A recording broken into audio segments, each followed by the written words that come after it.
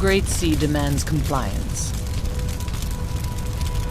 There are consequences for disobeying.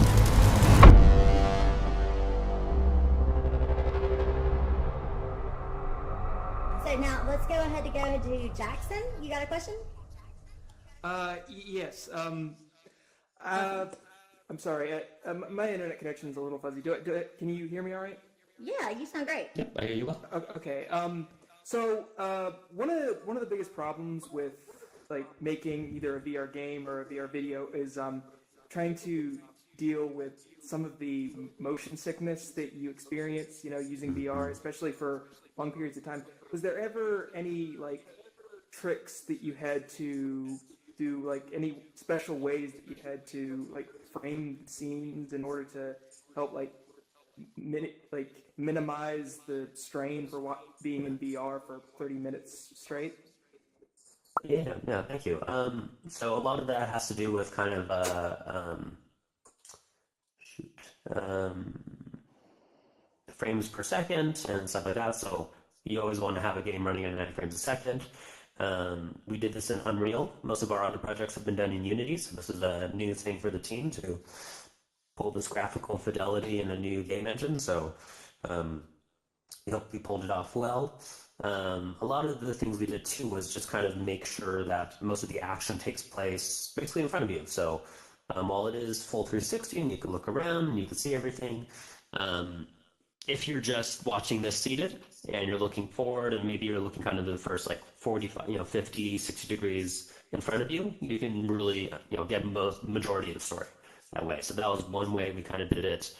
And just telling people to watch it seated also helps. There's a little bit of testing if you're standing and watching it. Some people will get a little dizzy, some people get a little motion sick. So we said, hey, we'll kind of do some changes there and then watch it seated. And generally, no people have issues if they're watching it seated. But there's also a longer piece, so people probably want to sit down and enjoy it too.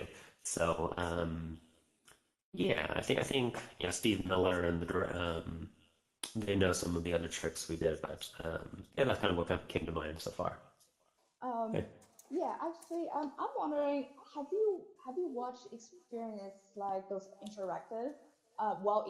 We have like both in traditional media, you might see movies like Bandersnatch that's on Netflix, and right now in VR, because we talked about how people might complain 360 movies are not as interactive as those, six off that you see on Rift or anywhere else. But so people are now thinking about, okay, how do we make it more interactive? So they came up with this more interactive where you can decide the storylines for the characters.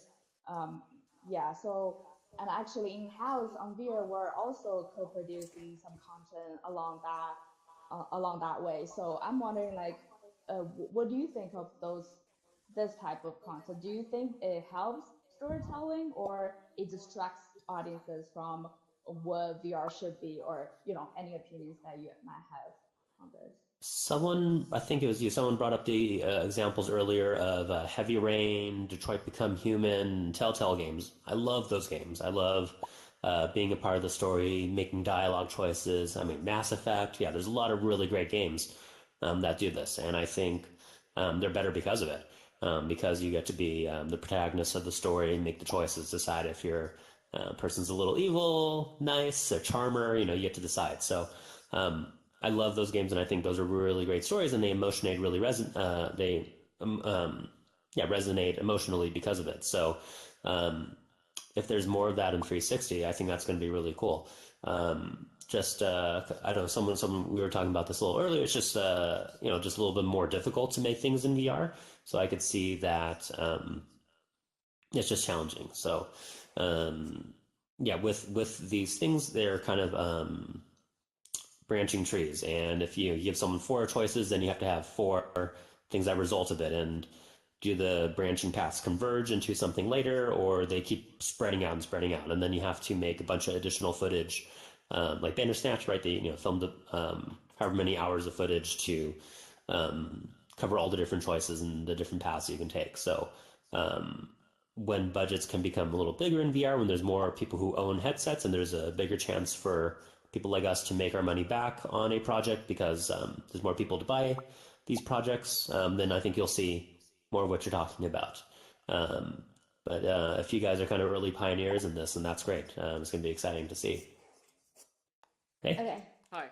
Okay, so if you could ever work with somebody or a company, who would it be? That's a great question. I would love to bring anime into VR. I would love to see Yes. Naruto. I would love to see. I know in Tokyo they have already done like a Dragon Ball Z VR where you get to do a Kamehameha, do things like that. Like that sounds really fun. So I need to go to Tokyo soon. I would love to try that out in person. But yeah, as a lifelong anime fan and someone who has wanted to bring turn anime into a TV show or something like that when I was working in television development, I would love to do the same thing in VR. So I know Netflix has a Cowboy Bebop show in development.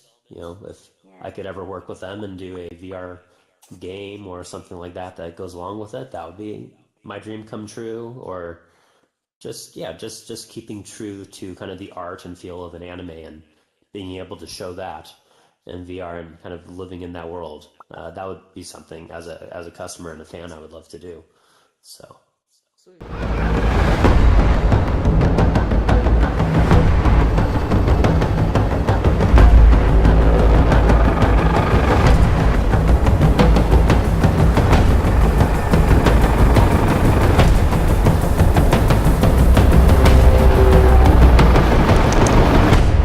I wasn't expecting you.